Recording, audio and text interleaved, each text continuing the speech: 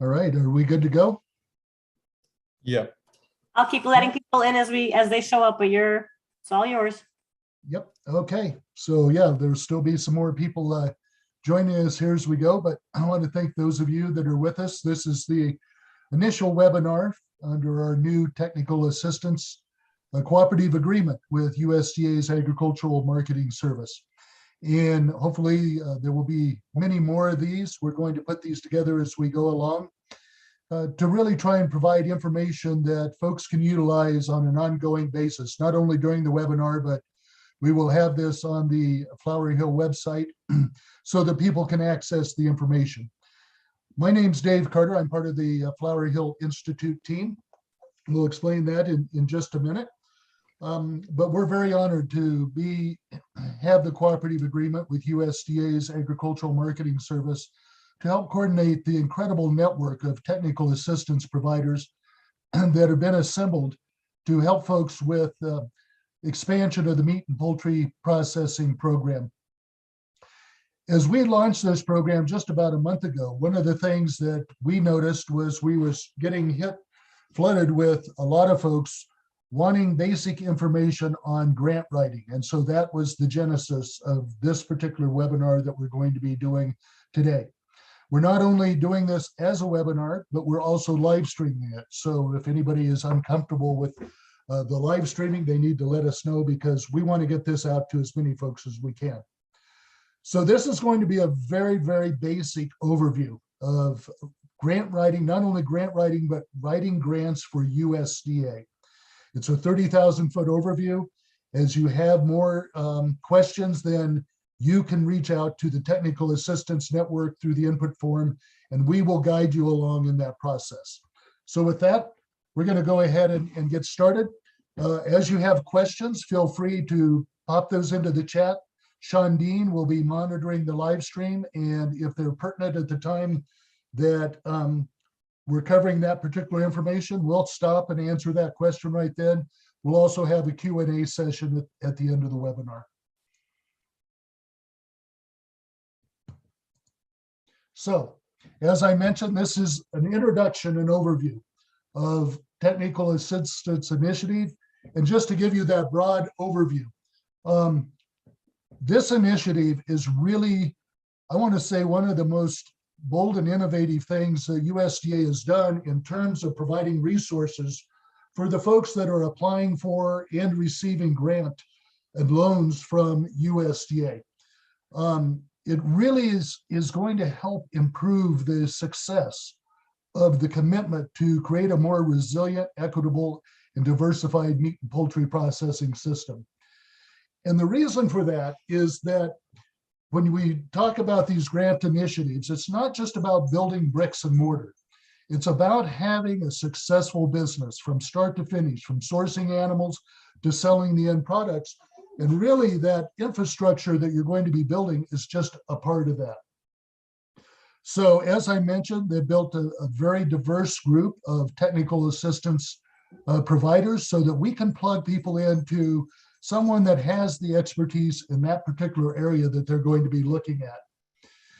The Flowery Hill Institute is playing the coordinating role. And just a brief overview of Flowery Hill Institute, it's an indigenous-led nonprofit based on the Jemez Pueblo in New Mexico.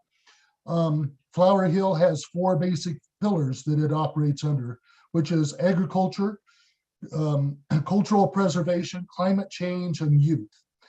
And the team at Flowery Hill, we're not going to spend a lot of time, but out in front are myself. I've been knocking around agriculture for about 45 years, have been involved in project development, in entrepreneurship, co-op development, organic standards, bison, a wide variety of background. The second member of our team is Chris Roper, who brings an extensive background in construction and business planning, supply chain management, and has worked extensively, particularly with tribal communities. And then Roger Frawa, the director, executive director of Flowery Hill Institute, has a broad background in economics, business development, and particularly in tribal economic development projects. And then we're backed up by an incredible team of folks, of Nicole, of Leslie, Sean Dean, Shelby, who are really making sure that we're able to respond to these requests as they come in.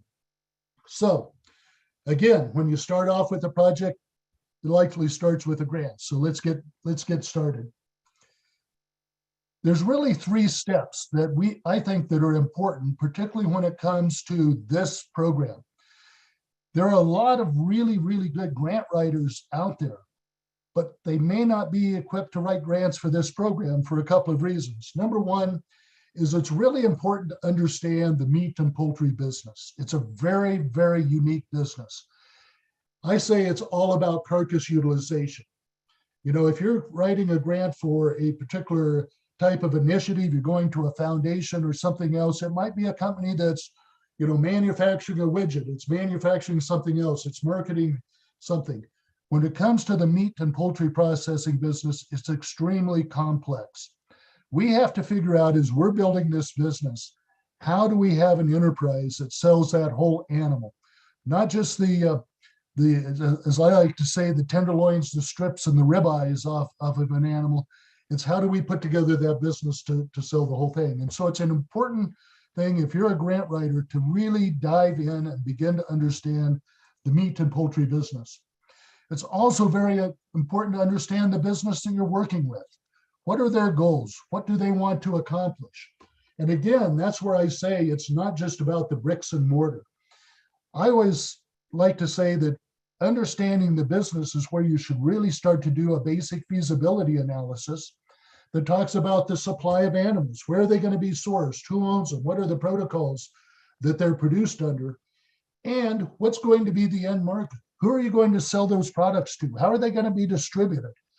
Then you talk about this centerpiece, which is that infrastructure that helps to tie together those 2 ends.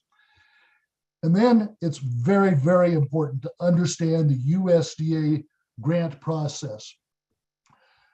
First thing is to go into grants.gov, and they have a great tutorial there that can help you begin to understand their online process of how you write and submit a grant for grants.gov. You have to understand the SAMS system, and I'll talk about that in just a second, of how to get registered ahead of time to make sure that you're not waiting until the last minute.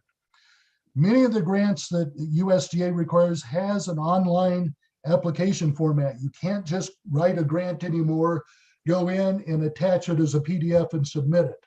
So it's very important to understand that process and to understand what types of forms need to accompany that grant submissions. So those are things to understand very, very quickly at the outset when you start that process. So with that in mind, let's get to work. So first thing you do is you take a look at that grant. You read it again, and you read it a 3rd time. You really need to understand that grant. And the first place to start is with that executive summary. That's going to give you the basic highline, top level overview. It's going to give you the general purpose of the grant. It's going to give you the what it can be used for, the funding parameters, how much funding is going to be involved, the geographies, and the other details that will be involved with that. It's also very important to look and say, am I eligible? What types of groups? Is this one that a private business or an individual can apply for? Does it have to be a cooperative or a nonprofit? You need to take a look and say, am I eligible? And then what is the real funding opportunity? What can the funds be used for? They're not just going to write a blank check. You have to be very specific in what those funds are used for. And to know what's the minimum funding level? What's the maximum funding level? What kind of in-kind? Are you going to have a cash match? Can you use some in-kind? What kind of verification are you going to have for other funds? Is there an indirect allowance? So it's important to go through those things. But again, whenever I get one of these things, I print it out, and between my yellow highlighter and margin notes, just go through there and really highlight those pieces, because there have been too many really, really good grant proposals that have gotten tossed out because the grant writer just overlooked one basic requirement that was down in the grant and they forgot to fulfill that and they didn't qualify. And you don't want that to happen. So when you do all of this, the other thing you need to say is this grant a fit? There's so much temptation that if you're in the middle of doing a project and you're looking for funding, that a grant comes along and it's not quite a fit for your business, there's a temptation to say, well, maybe I'll change my business model so that I can qualify for this grant. And that's a really dangerous thing to do, is to veer off of the basic mission and vision that you have for your business. So when you understand that grant, you need to run it through the filter of what is my business about to make sure that it's a good fit. So then it's important to know the score. And I always like to use the analogy of a football coach. You know, the basic thing that anybody who's coaching football knows is a touchdown is 6 points, a field goal is 3 points, extra points are either 1 or 2 points, a safety is 2 points. And you build your whole structure of your game plan about how do I maximize my ability to score, to get the maximum amount of those scores. So spend a lot of time going through the scoring criteria. Every grant will have that scoring criteria, and you need to understand how you can stack up on that. So let's just use the Meat and Poultry Expansion Program grant as an example. The biggest scoring there is its financial viability, its technical feasibility, and the readiness. Is this a project that's really what they call shovel ready, something that's ready to go? That's the top one. There on down, you have the market impact and the opportunities that it has. The community impact. How is this going to affect the local community where this business operates? And then they've cut down the personnel into various factors. The workforce you're going to have, the key personnel, the construction and the operational workforce. So how do you begin to structure this grant and explain how all of those are done? And then finally, the administrator will usually have some discretion to award some points to try and even it out, to create some more diversity. How can you explain how your project is going to fit into that so that the administrator, when they're allocating those points, can help make sure that you get some of that as well? So that's very important to begin map out and to see how you can really start to write that grant to maximize those points. And then at the outset, you need to understand the process. First off, you need to work to get your SAMS number, get registered in there. These are things that can take 10 days or 2 weeks to accomplish. So if you've written your grant and all of a sudden at the end, you're going in to apply for a SAMS number, you're going to be toast. It's just not going to happen in time. And so you're going to be disqualified. So go in early. It's kind of a cumbersome, it can be intimidating for folks, but USDA does have a 1-800 or a 1-866 number that you can call and get some assistance, but make sure you go through that right at the beginning. Make sure you're authorized under the grants.gov system. Go in there and make sure that if this is an online application form, that you are the authorized submitter of that grant. And then based upon the scoring criteria, take a look and start early to get out and start getting those letters. There's two different letters. There's, first of all, a letter of commitment. Anybody that's going to be directly involved in your project, if you're naming them in that grant, you had better get a letter of commitment from them saying, yes, I am willing to do the work that is listed in this grant. There's also then just the letters of support. If you're in the community and you're doing something, again, you're showing community impact, get a letter of support from the Chamber of Commerce, get a letter of support from some of the local community groups, from the local technical college, those type of things that can really help you.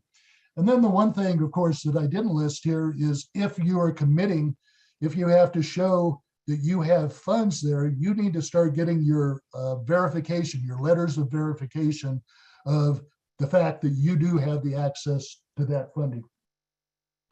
And then set your deadline at least 1 week before the official deadline. I like to say 10 days to give yourself some breathing space. There's something that I love that's called the hidden bummer factor.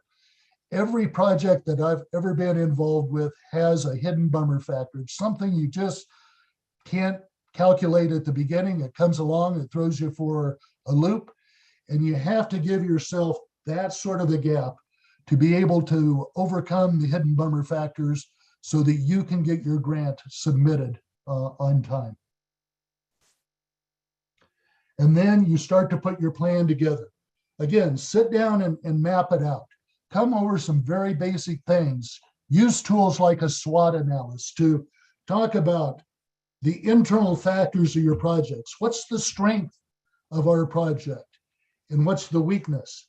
How will this grant help us overcome that weakness and turn it into a strength? What are the external factors, the opportunities, as well as the threats? So how will this grant help us to minimize those threats and to maximize the opportunities? And there's other tools out there. There's mind mapping. There's a lot of different tools that you can use. But again, they will help you identify what are the real needs that I'm trying to identify and how can I write that into the grant in a very powerful and succinct way. That'll help you then define your actual budget goals and what you need to accomplish in that grant process. So with that in mind, then it's time to sit down and start writing. I like to say you write your grant for the reviewers. Nearly every grant has a panel of reviewers, outside reviewers. Sometimes it'll be USDA personnel. Sometimes it'll be just people outside of USDA.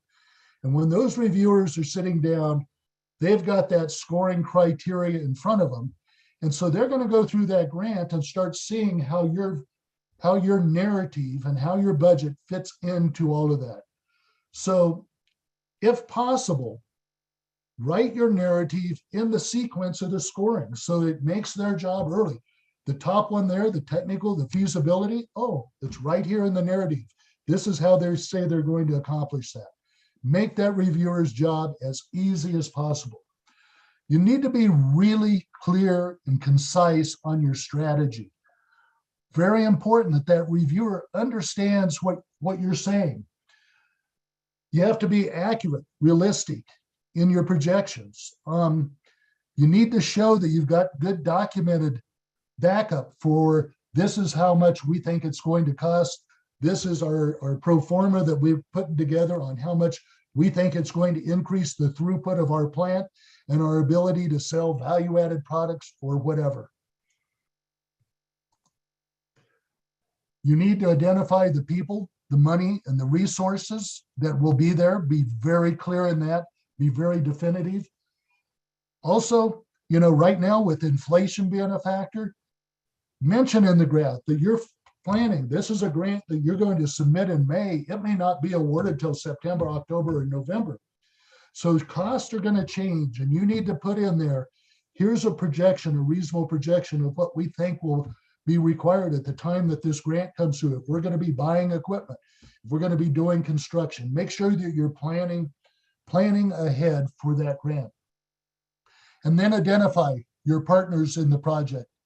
Be very clear, get their biographies, get their backgrounds, put all of that in there. And then again, that's why it's so important to have those letters of support, to have those letters of commitment, to have that verification of funds right there so you're not scrambling to get that at the last minute. And then be very clear on your evaluation. These grants, they want to know what are going to be your milestones, what are going to be your measures on the success of this grant. You need to be very clear and concise and realistic in what you're going to do. Tie it to the budget. This is the budget that we have in 6 months, 12 months. Here's where we're going to be able to measure is if we've accomplished this increase in our actual revenue or our actual sales. You got to write it to be readable. And I'm going to fall back. My formal training was as a journalist. So there's just some very clear things, because you don't want a great idea to get lost in a muddle of words. So when you're writing a grant, here's just some very basic tips. First of all, if you're writing a sentence and it gets longer than about 20 words, start looking for a place to put in a period to stop that sentence. Just try and keep one idea to each sentence. If you have multiple ideas, do multiple sentences. You don't want those reviewers to be trying to second guess what you're trying to write. And if you're not a writer, get a little book. This is one that I recommend for folks. It's been around for about 70 years. It's a little more than a pamphlet, but if you want just some basic hints on writing to make your grant, your prose readable, it's a great resource. So again, just try and make it very simple so that people can understand and those ideas don't get lost in a muddle of words. Then 2 final steps. Number 1, have your grant reviewed. Find somebody who will look through that RFA and then will review your grant and have them do a pretend scoring on it. Have them find out where the weakness is. Were they able to find out those strengths that you were able to identify and to have those clearly identified? So have them go through and do a mock scoring and then have it proofread. If you're the person that writes the grant, you are the last person that ought to be proofreading it, because it's just human nature. If you're writing something and you make it a mistake the first time, you're probably not going to be seeing it when you reread. There's some great programs out there that can help you with proofreading and grammar. There's a free one that you can download that's called Grammarly. You can buy an enhanced version of it, but it will flag some of the basic grammar stuff. But don't rely on online programs to do your proofreading. You need to have somebody who has a really good sense of proofreading, of style, of spelling to proofread it. Because if you turn in a grant that has some great ideas in it, but it's full of typos and misspellings and the like, that just conveys a message that you're not on top of your business. You're not being professional. So that's very, very important. So those are the basic processes to get the grants written and submitted. And the good thing is there's lots of opportunities to do that coming up. So I wanted to finish up here this afternoon just to give you a whirlwind run through of some of the grants that are out there right now. These are only partial summaries. There are links here. And again, we will be posting this webinar onto our website because it's chock full of links. We want you to be able to go in there and click on any of these links and get this information. The main grants that we have out there right now is the Meat and Poultry Expansion Program grant, which is due May 11th. Again, this is a grant that is either $25 million or 20% of your project cost. It's really designed for the shovel-ready projects that are underway right now. And it's for businesses that are either federally inspected or intended to get it federally inspected, or coming in under the Cooperative Interstate Shipment Program, or on a non-amenable species that's going to be doing that. Whoops. Uh-oh. Shandine, I lost my screen here. Yeah, I think you clicked the link. So if you go back to Grants 101 in the second tab up top. Okay. There There we you go. Okay. Whew. Shandine's Mr. Fix-It for me here. The MPPTA grant, which is the Inspection Readiness Grant, that is also coming up in May. And that is to assist projects that are in the process or wanting to become under federal inspection, or if they're a very small facility, to become under the Cooperative Interstate Shipment Program. And then the value added grant, I'm not going to spend any time on that because it's due today. And unless you're in some kind of a time warp, if you haven't started writing that one, it ain't going to work here. But that is one that comes out every year. It's a great grant program. They have the part of it that can be used for feasibility. Part of it can be used for working capital. So again, as we go through with our technical assistance, as those come out in the future, we'll be letting folks know about it. The local Food Promotion Program. This is a one that's done through AMS coming up on May 16th. And this is really to help develop and coordinate local and regional food systems programs. It's a great program. I've used this program and the Farmers Market Promotion Program in the past and in some of my future careers that I've been involved in. So take a look at that. As I mentioned, the Farmers Market Promotion Program, it's not just for local farmers market. If your business is involved in agritourism or some sort of a direct farmer to consumer marketing program, it might be your facility that you're developing that's going to do a business to consumer model. Take a look at this program. It's a great program. These are 3-year grants that can give you a lot of resources. I want to make sure I don't click on that link again. Hey, Dave, something just came up. So for the meat poultry MPIRG grant, the readiness inspection grant, the applications are due May 24 and not May 11. Sorry, thank you. I thought that, as I mentioned, have somebody proofread your work before you do it. Yeah, that was my bad on that one. Thank you. Yeah, also we have 2 questions. So Okay. one with regard to the MPIRG due later on May. It's going to be due on May 24, not May 11. Just for clarity, also, is Flower Hill Institute available for meat and poultry technical assistance, even if it's not tied to a USD grant opportunity? Yes, not only Flower Hill, but our technical assistance network wants to help you along. A part of this, as you're going forward with these type of things, if you get a grant or something like that, you'll be developing business plans. You're going to be doing your construction. And even though if you're not, applying for the grant that is out there right now, but you're just looking for some general technical assistance as you go forward, yeah, give us, drop us a line and we will try and answer your questions or turn you over to one of the technical assistance providers that can work with you on that. So, we want more people to feel comfortable in utilizing this network as we go forward, because even if you're not applying for a grant, it's important for us to know what kind of questions people have and what kind of assistance they're going to be needing going forward. The next one that's coming up is the Regional Food System Partnership Grant. Again, this is another one that is through AMS.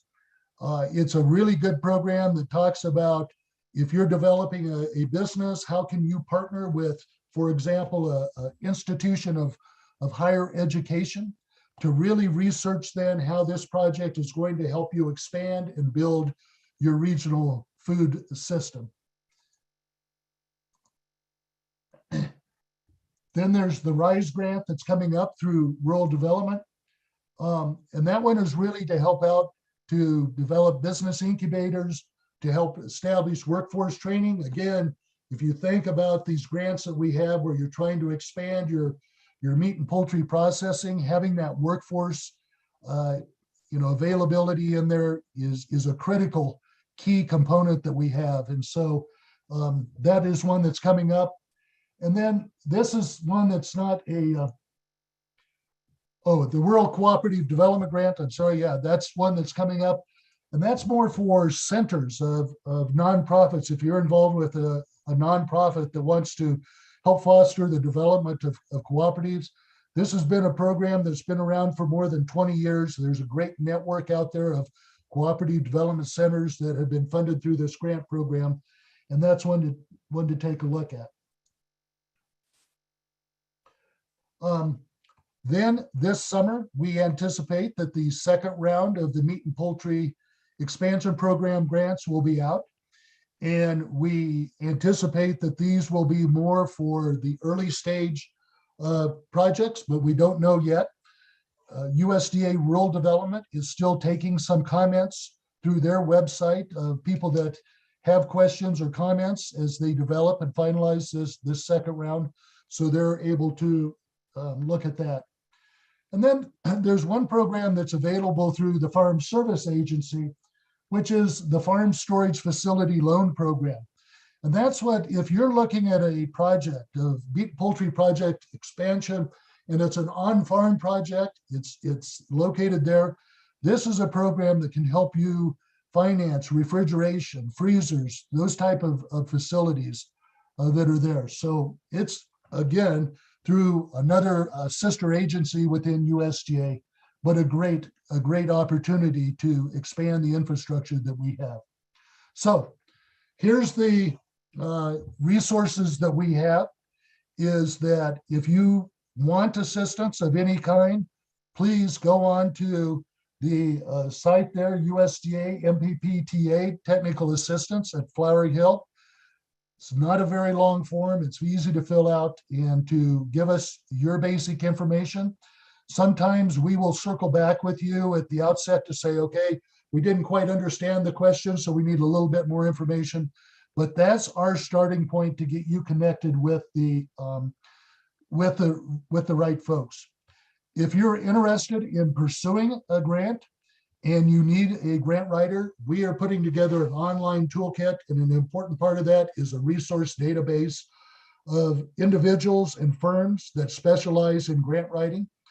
And this is something where you can go on. We're not making any claims in terms of what they will charge or pro bono work or whatever, but it's designed to connect folks with the right person to the potential right people to write grants for them. There's also a great FAQ section if you're looking at the Meat and Poultry Expansion Program grant. So you can go through, and those FAQs answer a lot. And then USDA has got some great videos, some YouTubes that can help you along a little more in depth than this primer that we have here today. And if you're tuned in or watching this via live stream and you do grant writing and want to list your contact information in our resource directory, there's the link to do that. There's no charge for doing that. We just ask that you provide us with some basic information, including some of your experience and the qualifications, your areas of expertise. Dave, we had one question come Yep. through. Farm storage loan versus USDA RBDG. Can producers access RBDG also from farm storage and refrigeration? You know, that's a good question.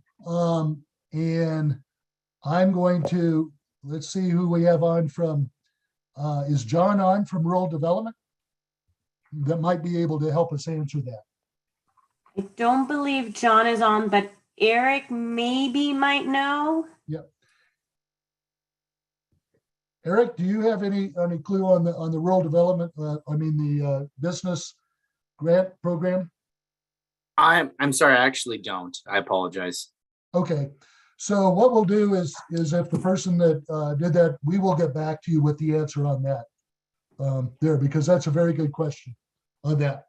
I don't believe that, you know, they can be complementary. You can't double dip, but I think that, to the best of my knowledge, that you can coordinate those two things to give some extra capacity, but we will answer that as best we can with a written response. Then finally, we at Flowery Hill want everyone to stay connected. Sean Dean has done a great job of getting us onto the social media platforms here, where we will be reaching out to folks through LinkedIn and Facebook and Twitter and Instagram. So we just ask you to go on, follow us, connect with us with those, because we're going to be updating and expanding this information as we go forward. So with that, appreciate everybody being here. And do we have any other questions at this point?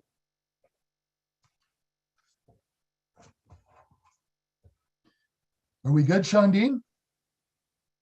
Yeah, we're all clear on the live. Okay. The And questions Nikki? We are good. We just got a big thank you. All right.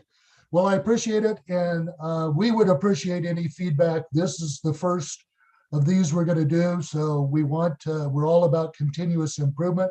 So give us some suggestions. Was this too much of a 101? Let us know, because we want to make sure that these resources that we're putting together are meeting your needs. So with that, thank you everyone for being here, and we look forward to working with you as we move forward. Take care. Awesome. Thank you, Dave. Great Okay, thank you, presentation. Shandin.